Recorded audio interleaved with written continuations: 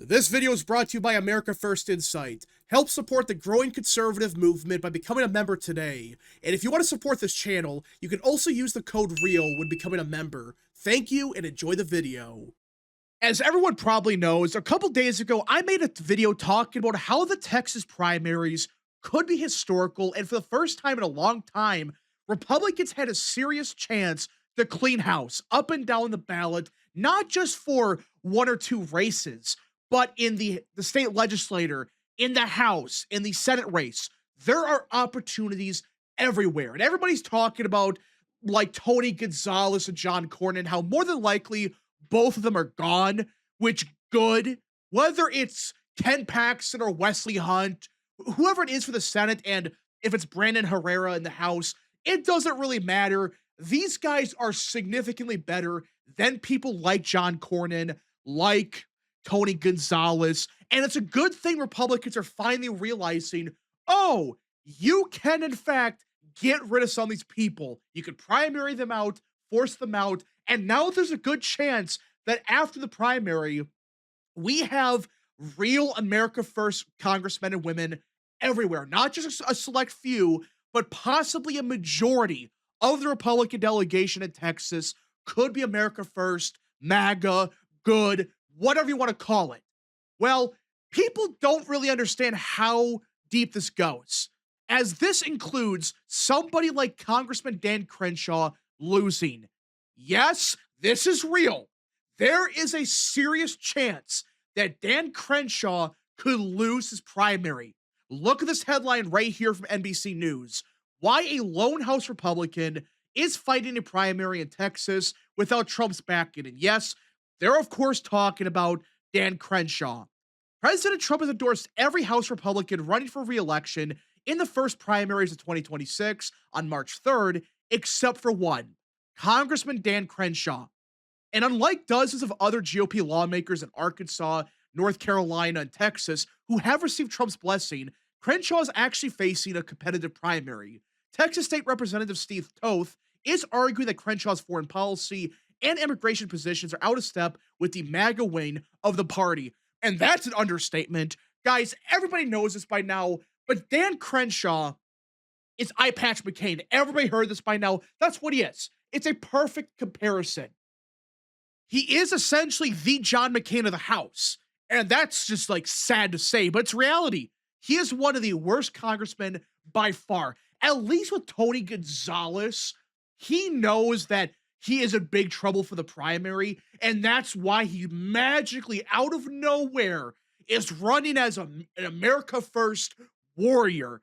Dan Crenshaw, meanwhile, he refuses to change, or at least pretend to change. He is still the same Dan Crenshaw as he was 10 years ago. It is horrific.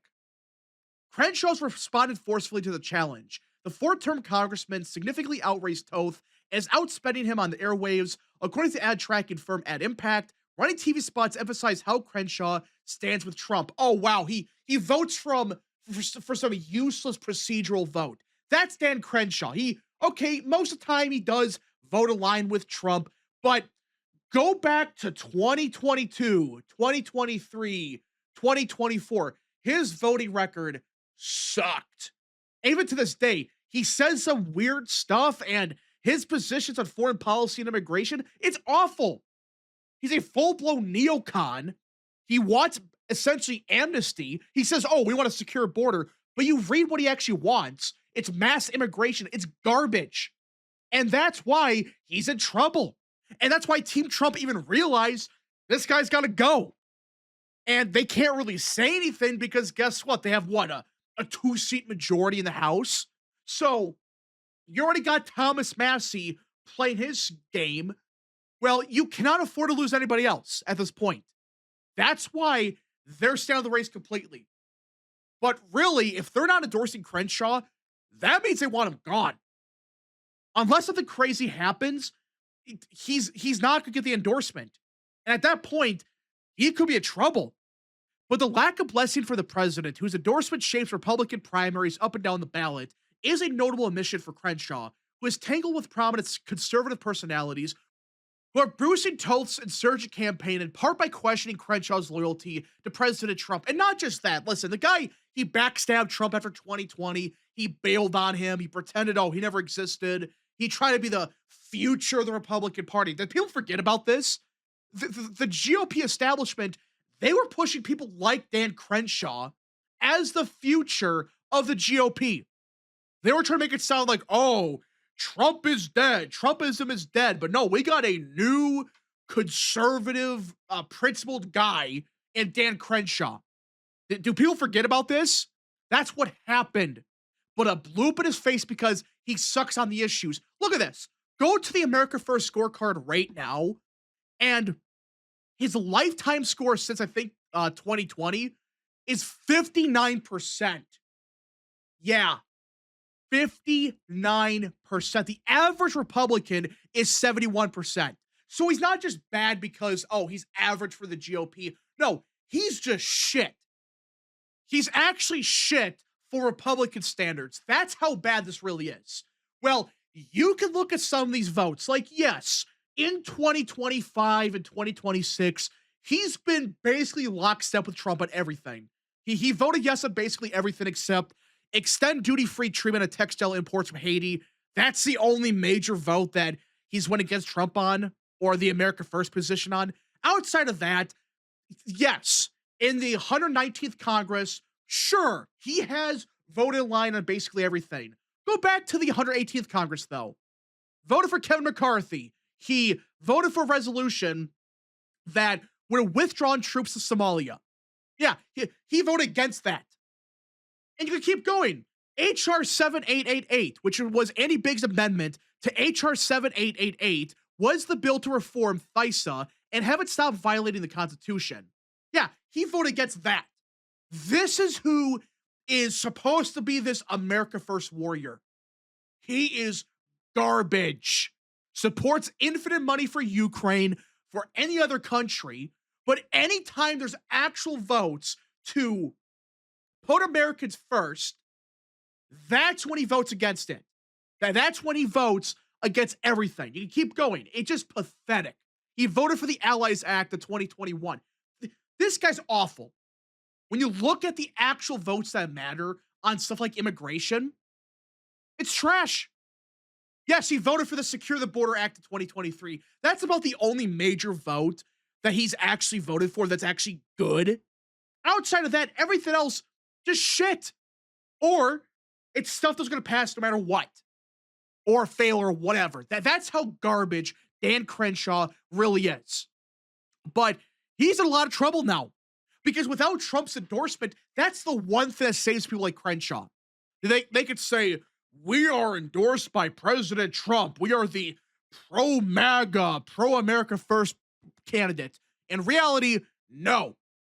The race to embrace Trump at both sides of the contest is another sign of how standing by the president has become one of the most important issues in GOP primaries across the country, a purity test alongside issues like border security and gun rights. And yeah, it is one of the top issues. Now, let's be clear. We're not saying Trump is perfect on everything. Far from it. There are some stuff Trump says that we disagree with. He does some stuff that we don't like. But at the same time, you cannot have people like Dan Crenshaw or Mitch McConnell in the Senate or the House. You just can't. They will backstab Trump. They do. They have shitty records in the first place. They backstab and lie to Trump. Why do you want that? Even if it wasn't Trump, they would be doing the same thing to like Vance or Rubio or whoever else, unless it's like a George Bush type. That's the issue with people like Crenshaw. You cannot trust them. They've been in the House for almost a decade, and yet, to this day, you can't trust them.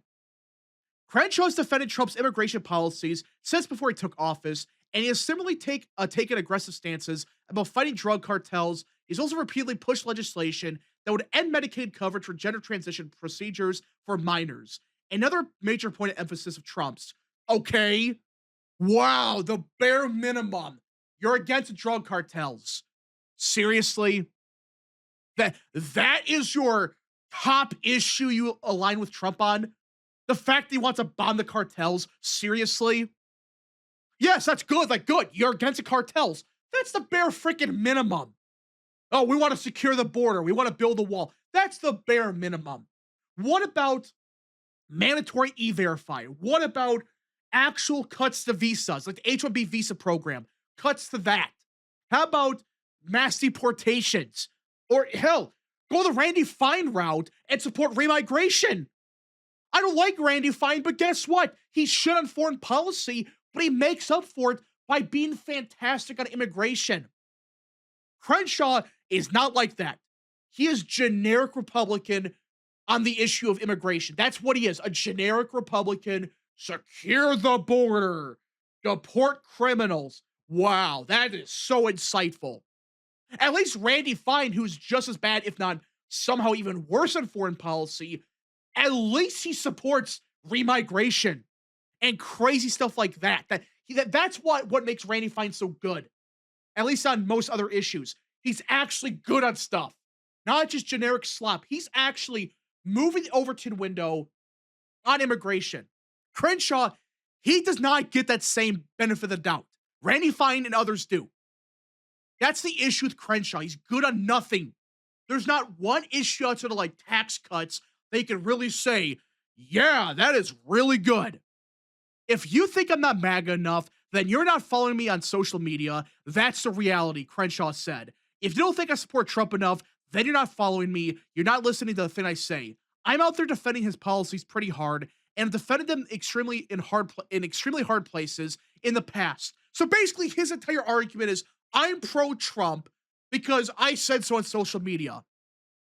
Seriously, you can't point to a critical vote where your vote decided to push through Trump's agenda. Nothing like that. No. Oh, on social media, if you follow me on my shitty Twitter account, guess what? I'm actually super pro MAGA. Seriously, that is ridiculous. It's really easy to tell people what they want to hear. It's a little harder to go on The View or Bill Maher show and actually defend with seriousness what the right believes. Crenshaw added, if you want somebody who doesn't know how to do that to represent you, by all means, get rid of me. Get rid of one of the few people who have never lost an argument against a Democrat. That's kind of a bold strategy there. Tell people don't vote for you. Okay. That's not a good strategy. Like what? Why would you say this? Because you go on The View? Seriously? Your plan is to actually go on The View, and that's enough proof to say, yeah, I'm the pro-Trump candidate. No, you're not. A source familiar with Trump's thinking told NBC News he is still likely to endorse Crenshaw despite some misgivings. I actually don't agree with this. You know why? Trump would have endorsed him already. Maybe he does endorse him at the 11th hour. That's still a possibility. But it's clear Trump has some major issues with Crenshaw. He's had some major issues with him. It's why he's yet to endorse him. Is it possible he does? Sure. I still think right now he's not going to. Instead, he's probably going to stay out of it. I don't think he's going to endorse Toth or whatever because he really can't. If you endorse him, you basically run the risk of losing Crenshaw's vote for the rest of the time you're in the White House. And you don't want that. Crenshaw's shit. But if he still wins the primary, you don't want to deal with a one-seat majority that Dan Crenshaw and Thomas Massie could screw with. You don't want that. So we'll see what happens in the next couple of weeks. But right now, he looks like he's in trouble. He's taking this seriously. Remember, back in 2024, against a no-name who raised no money and really didn't campaign that hard, he still got like 40% of the vote. Now you have a state representative who's running a good campaign, actually fundraising something. He's getting significant grassroots support. Yeah, there's a chance that you could actually see Dan Crenshaw lose. Anyways, folks, thank you so much for watching. If you guys did enjoy, smash the like button down below, subscribe, share with your friends, and of course, join the channel today. Godspeed to all of you.